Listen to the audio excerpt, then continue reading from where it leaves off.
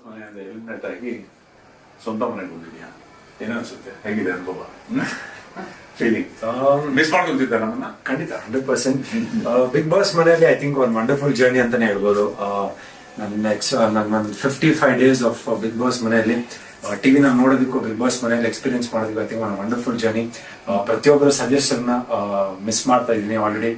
And ಮನೆಗೆ ಬಂದಿದ್ದು definitely ತಂದೆ ತಾಯಿನ ನೋಡಿದ್ದು, ನಮ್ಮ ಅಕ್ಕ ಬಾವ, ಫ್ರೆಂಡ್ಸ್, ರಿಯಾ, ಪ್ರತಿಯೊಬ್ಬರನ್ನು ಮೀಟ್ ಮಾಡಿದ್ದು, ಅದೊಂದು ಖುಷಿ. ಆದ್ರೆ ಇನ್ನೊಂದ್ ಕಡೆ ಬಿಗ್ ಬಾಸ್ ಮನೆಯಿಂದ ಬಂದಿದ್ದೀನಂತ ಸ್ವಲ್ಪ ಬೇಜಾರು ಇದ್ದೇ ಇರುತ್ತೆ. ಎಲ್ಲೋ ಒಂದ್ ಕಡೆ ಇನ್ನೂ ಇತ್ತು, ಆಟ ಇತ್ತು ಅಂತ ಒಂದ್ ಕಡೆ ಮನ್ಸಿಗೆ ಅನ್ಸ್ತಾ ಇತ್ತು. But life has to go on and the show has to go on ಅಂತಾರಲ್ಲ, ಸೊ ಅದೇ ತರ ಖುಷಿಯಾಗೂ ಇದೆ. ಸೂಪರ್. ಇದ್ದಷ್ಟು ದಿವಸ 55 ದಿವಸ ಬಹಳ ಚೆನ್ನಾಗಿ ಆಟ ಆಡಿದ್ಯಾ, ಎಲ್ಲರ ಮನಸ್ಸನ್ನು ಗೆದ್ದಿದ್ಯಾ, ಹೃದಯ ಗೆದ್ದಿದ್ಯಾ. ಡೋಂಟ್ ಬಾದರ್. ಇನ್ನು ವಿನ್ನರ್ ಅಂತಾನೆ ನಾವು ಅಂದ್ಕೊಂಡಿರೋದು, ನಿನಗೆ ಇನ್ಯಾವತ್ತು ಲೂಸರ್ ಅಲ್ಲ. And all the people